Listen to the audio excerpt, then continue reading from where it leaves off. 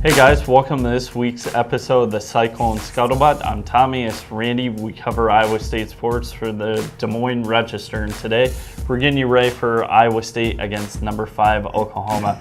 Randy, the big question around Ames this week, it's all quarterbacks, from who is going to start for Iowa State to how is Iowa State going to stop Oklahoma's star quarterback. Let's start with the first question. Who starts for Iowa State? Zeb Nolan? Yeah, I believe that to be the case. I don't know anything, and we don't know yet, and it's Wednesday noon. I would say, in my estimation, to be Zeb. I talked to Kyle Kemp briefly yesterday morning, and he had a pretty bulky brace on his left knee. He's walking stiff-legged, and I know football players wear braces all the time. I get that. But do you really want a less than 100% mobile Kyle Kemp out there against an Oklahoma team that's got 8 sacks in 2 games? I don't think so. So I think it's Zeb.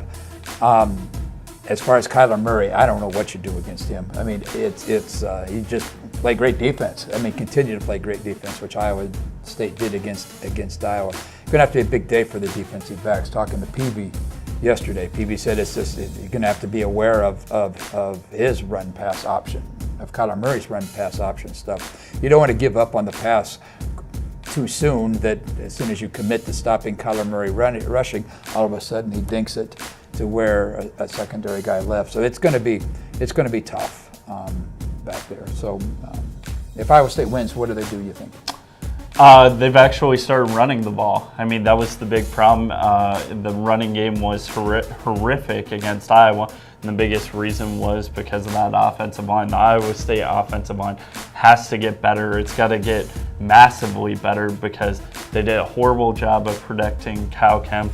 They did a horrible job of opening up holes for David Montgomery, who usually doesn't even need that big of holes to run through. But if they can get the running game going, Iowa State's going to be able to keep control of the ball, run the clock out, and basically keep Kyler Murray off the field. Kind of the same game plan probably that Iowa State used last year to beat Baker Mayfield in Oklahoma. Let's end with these statistics. Oklahoma, after a first quarter in 2 games, Oklahoma leads 42-7. Oklahoma, in 2 games, limited its opponents to just 2 touchdowns in the first 3 quarters. Oklahoma has outscored its 2 opponents, Florida Atlantic and UCLA, and not exactly a chopped lift for either one of them, 63-7 during the first half. What's that mean? Iowa State's going to have to come out firing right away. So 11 o'clock on Saturday, supposed to be a beautiful day. Jack Trice Stadium, 5th-ranked Oklahoma comes to town, and if Iowa State beats Oklahoma, it will be the first consecutive Iowa State victories against Oklahoma since 1960 and 1961. So for the Des Moines Register and DesMoinesRegister.com, he's Tommy Birch, and I'm Randy Peterson.